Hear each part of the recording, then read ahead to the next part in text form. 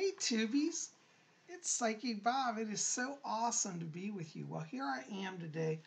I'm reading a great book. This is called The Spirit of the Green Man.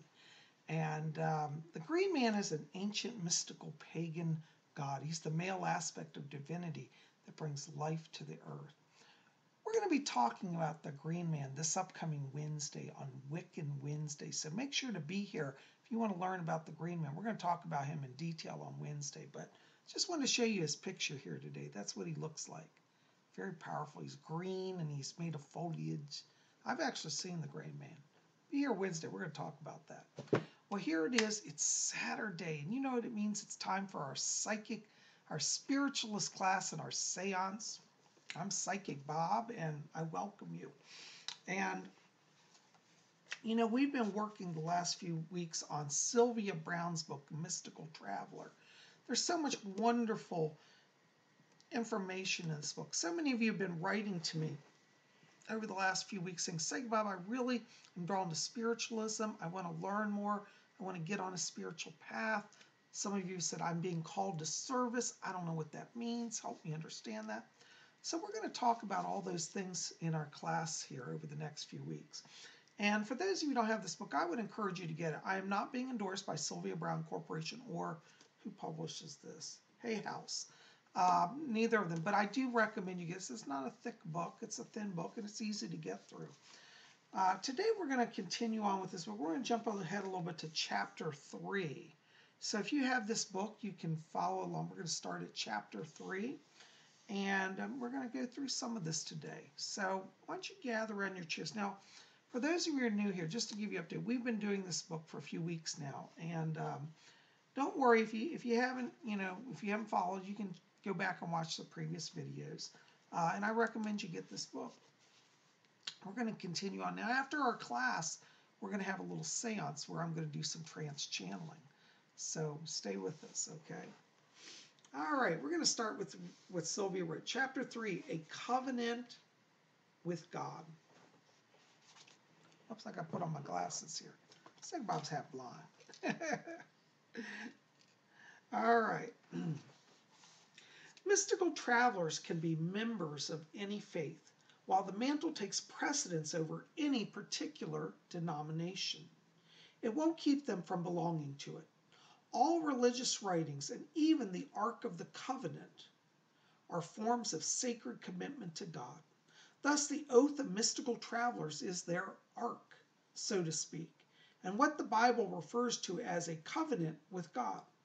The oath is the highest form of commitment between human beings and the divine.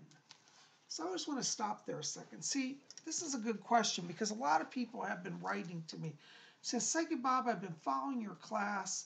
I really feel like I'm called to some service, but I'm not a spiritualist. I'm a Baptist or I'm a Catholic. But what you talk about in this book really resonates. Can I still take on that calling? I've been feeling it for a long time. The answer is yes. As Sylvia writes here, it's really true. It's not about what religion you are. It's about your connection to the divine, to God, Goddess, however you define the higher power. So if you're seeking to serve that higher power, then you can be a mystical traveler. Okay? So good questions. All right, let's continue on.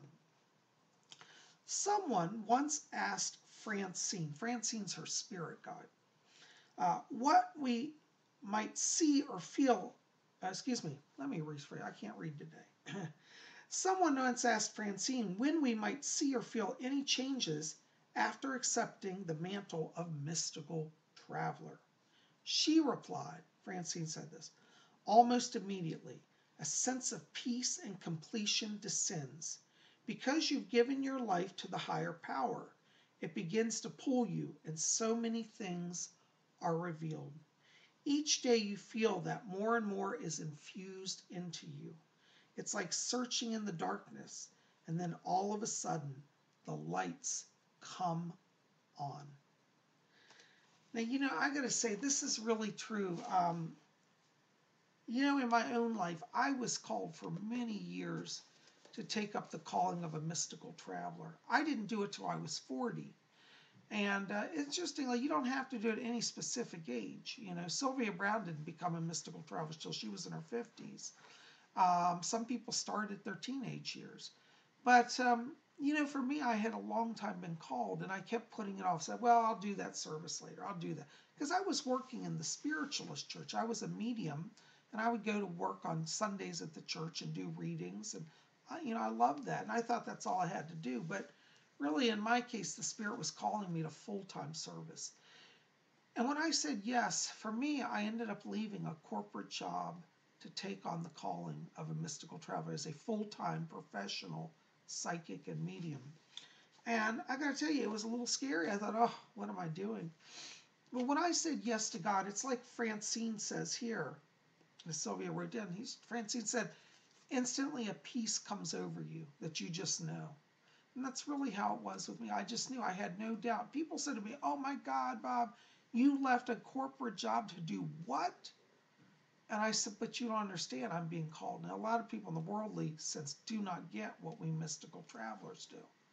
But if we're true to God's calling, we'll be just fine. And think about that. For those of you who are being called, this is telling the truth in this book. All right, let's continue on. Francine writes, she says, don't worry about your sincerity, she continued. Just the fact that you have the courage to say the words of commitment is enough. You never have to second guess God, even if you're afraid that you can't live up to your oath. The courage and satisfaction in doing God's work will be given to you. And please remember this, which I cannot stress too strongly. Once the mantle is dropped, it will never be removed. Now, I know for some of you out there, that's terrifying. That, oh no, what if I get in? I don't like it. Oh my God, I'm stuck.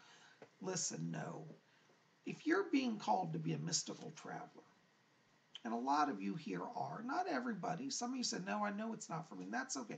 If you're saying, Bob, I'm not being called to be a mystical traveler, that's okay. This book addresses the other side of working for the Spirit in different ways. So don't feel pressured by this. But for those of you who are wavering or sitting on that fence saying, I want to do this, but I'm scared, once you step in, you'll never go back. And I can tell you in my own life this is true. There is never a time when I will not be of service to Spirit. Even through the last few years with all the struggles I've been through, many of you have been here, you know about them with my targeting and harassment and the stalkers. I never quit my service. Never quit. And I'm still here today, preaching and teaching, as I say. And you know, that's part of the calling. I'll never end that. So you know what? I can tell you somebody firsthand who took on the calling of a mystical traveler. I don't regret it, and I'll never look back. And neither should you.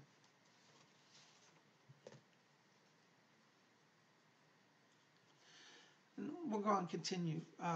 Sylvia writes, she says, my spirit guide states that as far back as records go, there has never been a mystical traveler who resented or didn't want his or her mantle. There have been many advanced souls who didn't use the term mystical traveler, but they didn't need to know the title to be included. Now, see, isn't that true? I mean, there are a lot of people in religions, other religions besides spiritualism, who are mystical travelers. And that's another reason why we should never sit in judgment of people, because you don't know if that person sitting next to you on the bus doesn't have a high calling from God. Oh, they might look like just the bum that hangs out at Starbucks coffee. But you know what? They may very well be on a direct mission from God. And you don't want to judge them or look down on them. So this is why we should be respectful to all people, be kind and loving. One, it's just because it's the right thing to do. But two, you could be sitting next to one of God's very direct helpers. You never know.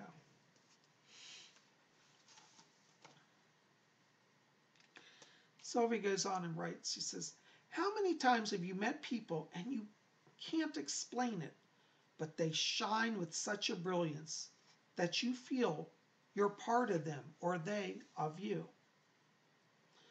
What about those who, no matter what happens, know that God will take care of them and that they will prevail over all adversity.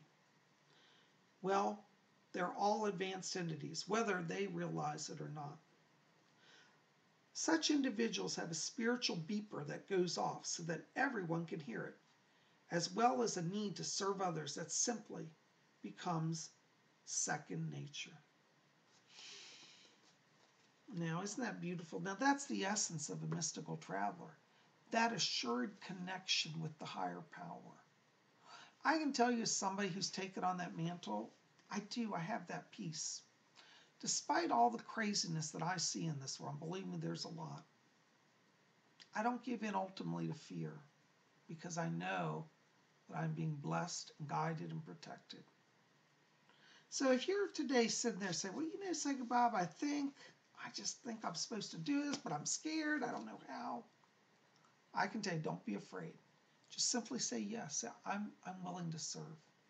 We're going to get more into this about the actual oath that you do. There's a ritual, I think, in here to do. We'll talk about that too. But for today, I want to leave that with you just to think about. So if you're on that fence, you're saying, should I, could I possibly? I think so. In fact, I know so. Anyways, so I'll leave those thoughts with you, something to think about today, okay? Now, we're going to have our seance here, and what I want you to do is pull your chairs up here. If you were actually in my house, which in a sense you are virtually, I'd have you just pull up chairs here around my chair, and we'd have a little circle here. And so you can pull up to your computer and know that virtually you're in the circle here around my chair. And I'm going to go into trance. Now, for those of you who are new here, trance channeling is a type of mediumship that I do, or trance mediumship. It's spelled Trance. Somebody wrote to me and said, you're a trans medium? Were you a woman and became a man? I said, no, that's transgender. This is trance channeling. It's spelled differently. Transgender is Trans. Trance, Trance, means I go into a trance state. Okay. Just want to clarify that because I have a few people write and ask about, do you have to be a transgendered person to do channeling? Anyways, I thought that was kind of sweet. I'm not knocking it. I mean, they didn't know. So, anyways, that's the difference. I'm a trance with a C medium. So I'm going to settle down. And when I go into trance, what happens is spirits overshadow my consciousness and they come through me. It's not painful. Doesn't hurt. I'm actually at great peace. And so it's not possession because it's a partnership. I partner with those in the spirit world to allow them to have a physical vessel to use temporarily to come through me. And so, you know, if you've not seen it, just sit and relax. I think you'll enjoy it. And whenever the spirit people are coming through me, I feel great. So I welcome you to our channeling session, our seance. I'm going to turn down the lights here. And we'll get ready for our seance. So let me just turn down the lights. I like to channel in a dimmer light. So stay with us, and we're going to have a seance. All right, now that our lights are dimmed and we're in our circle, I'm going to go into trance. So I'll see you when I get back.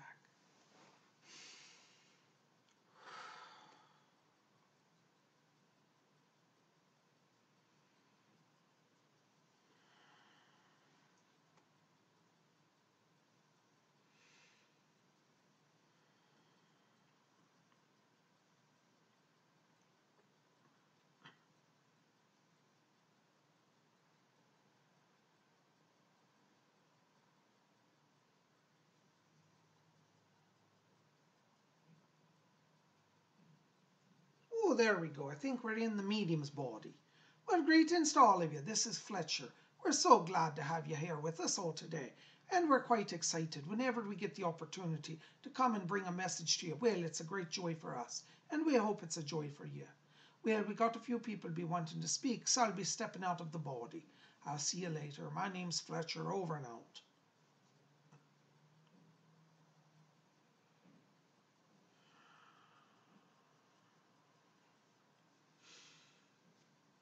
Humanity finds itself at a great crossroads.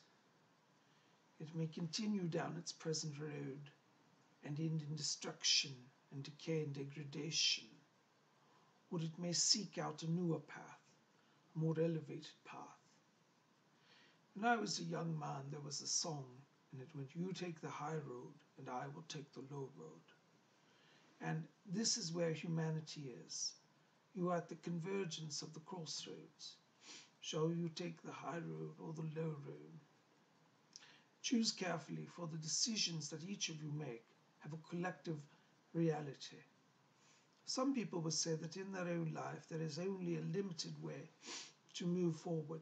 They think that their impact on the earth is of nothing, no great consequence. But the truth of the matter is that each of you make an energy pattern that affects the others. If you choose to do evil and you say, well, it's only affecting me, no one else will care, you make a grave mistake, for the energy that you set in motion will affect those around you. For example, if you decide to become a thief, you decide to steal money from a company, let's say you embezzle many millions of dollars, you may get away with it. It may not be traced, and you may live a life of luxury. But for the people who have lost the money, they will feel the loss. Their sorrow will compound and affect others around them. And you will have set in motion an energy that will lessen consciousness and joy throughout the world. Do you think that you will be exempt from this activity? No, each person's activities, thoughts, and consciousness affect the others. It is a myth of the Western world that there is only the self to entertain. The Eastern cultures, such as those of India and the Far East, have a greater concept of community cohesion.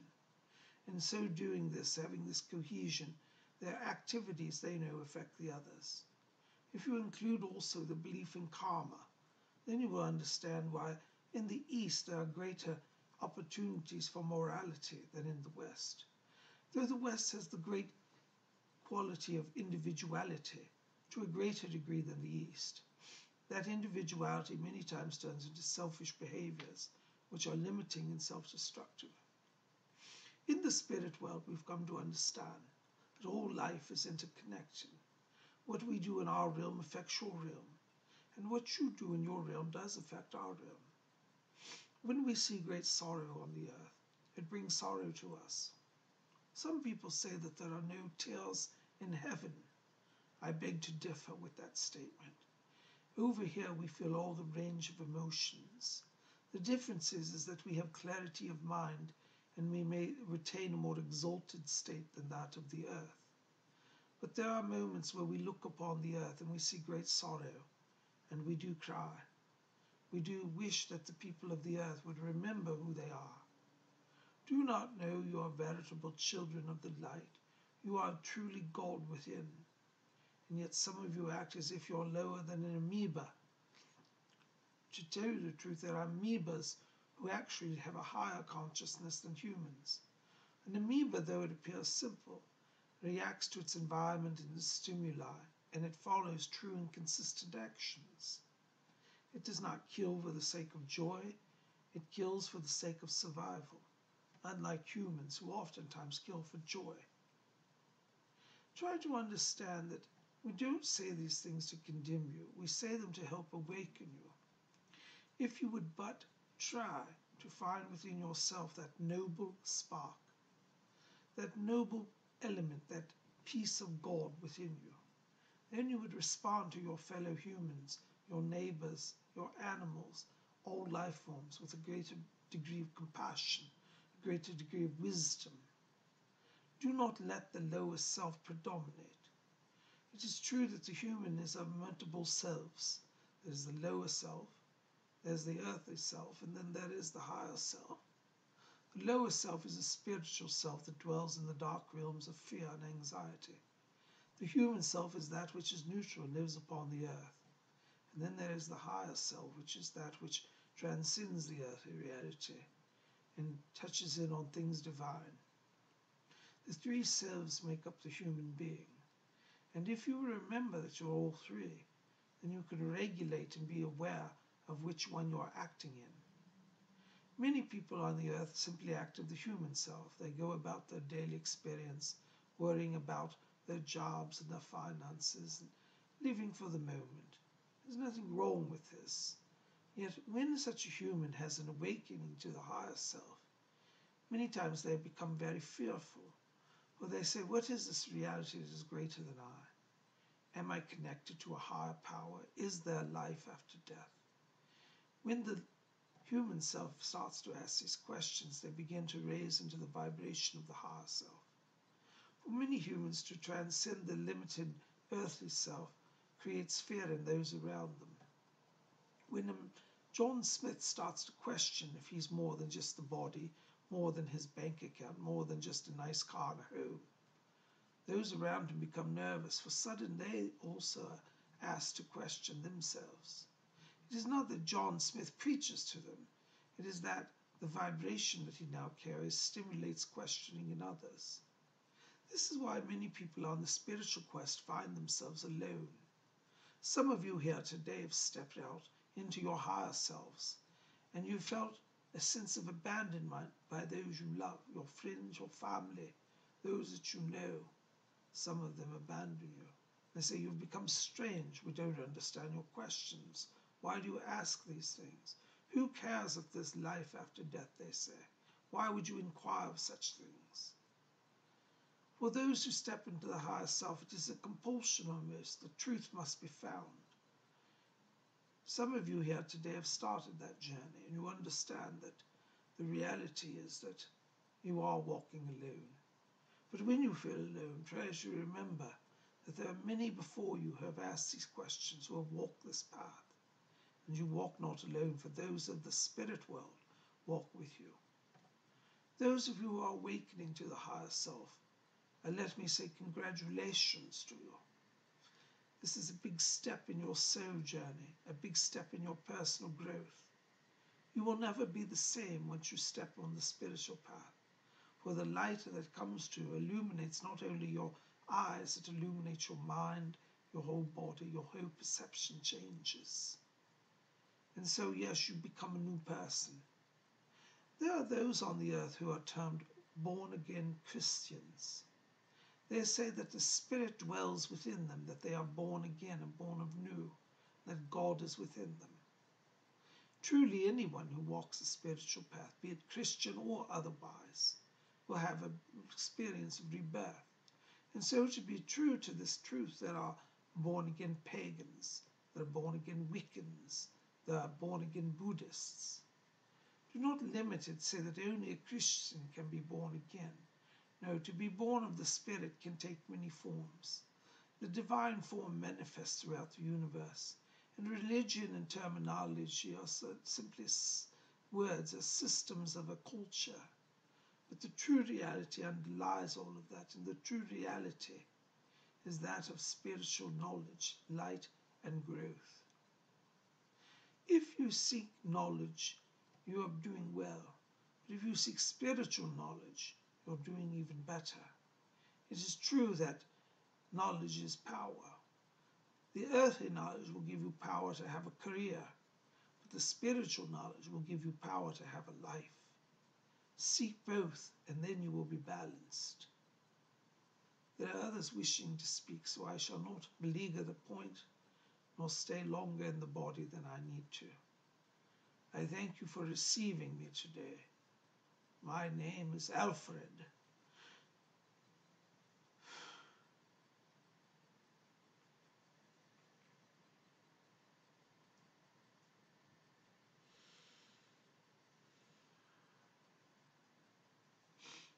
Oh, there we go. You know, some days it's easier to slip into the body than others. Our medium is so generous and kind to allow us to use his energy to come and speak to all of you. It's a bit strange when we step our energy into a body, for we merge with the energy field so that we can control the nervous system. You might think of spirits who work with mediums as puppet masters. It's like our medium is a puppet that we control, and we speak and move through him, or her, as the case will be. I was listening in to what Alfred was saying today, and I must say, he speaks really words of truth. Since coming over to the spirit world, I've had the good fortune to understand how often I lived in my earthly self rather than my higher self. But make no mistake, my dear, when you come to the spirit world, for some it will be a bit of a jolt, an awakening, not always pleasant. For when you realize how much you forfeited on your life by not listening to your higher self, well, it'll be a bit sad for some of you. Oh, but my dears, don't worry. Everything that you miss on earth, you'll get a chance to make up here. In the spirit world, it is a place of opportunity. It is a place of perpetual learning.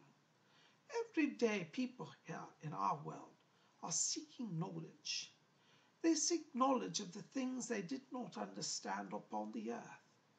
They're able to understand vast pieces of history and facts and culture in a way that was not available on the earth. This is why there is no prejudice or hatred here in this higher realm of the spirit world. When you understand history through the lens of all the people involved, then you see it truly.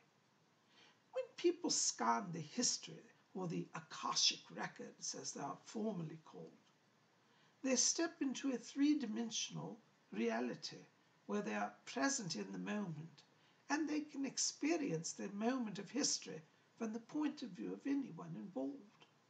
So if you're watching, for example, the history of Julius Caesar in Rome, while you're observing the record play before you like a film, you can enter into it and be with Caesar and feel his energy and motivations. You can switch and be that of a soldier in Rome and understand what it was like for him to carry out the orders of Caesar. You see, there is a dimensional reality to learning here that does not exist upon the earth. And if you can take your time and study, you become very expanded in your knowledge. You see, if you can understand history from a three-dimensional perspective, and understand the motivations of each person, it comes alive. It's no longer just something you read about in a book, you've experienced history. And I can tell you through my own studies how I have had such privilege to really see the mind and workings of some of the greatest beings upon the earth. One of the authors I used to like to study was Oscar Wilde. Now, you know, he wrote stories in his day which were a bit scandalous. But do you know, from over here, I've got to meet Oscar Wilde. I've got to see him in person and understand his modern concepts of reality. I've also been able to enter into his stories in a three-dimensional way and understand them in a far greater depth. Try to understand that for those of you here upon the earth, you see things in a very limited way. And so you must be very careful that you do not judge harshly or prematurely. For until you understand all the perspectives of any circumstance, it is really difficult to set down a proper judgment. And so this is why the great teachers, such as Jesus, said, "Do not judge, and you will not be judged. For that which you measure out will be measured out to you." Oh, my dear, I can tell you from being here in the spirit world, many souls come over here with a lot of judgment. And when they realize that God is not on his throne and on their side, well, I dare say they have a bit of a rude awakening. I had a bit of one myself when I came here. But you see, my dears, you don't have to come to the spirit world unprepared. Every day is an opportunity for you to call upon us. And so we invite you, let us help you, let us awaken you, let us give you a perspective that perhaps you had not considered. This is the value of we guides who seek to help you. We wish to bring to you that perspective that you have not considered. And if you let us do that, well, then you shall be blessed. Fletcher's saying the medium's power is starting to fade, so we don't wish to tax him.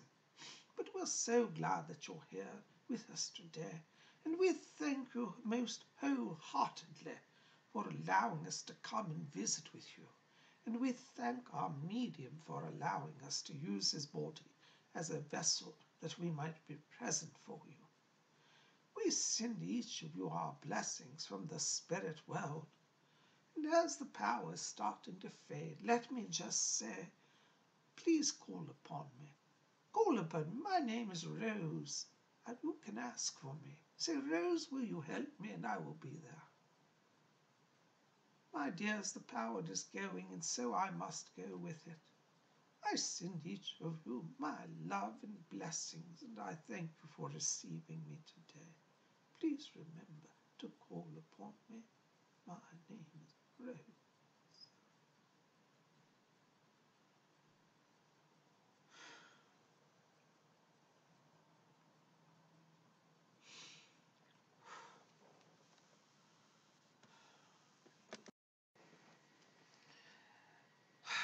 Well, guys, I am so glad you're here. I had the best time. You know, whenever I channel, I feel so good.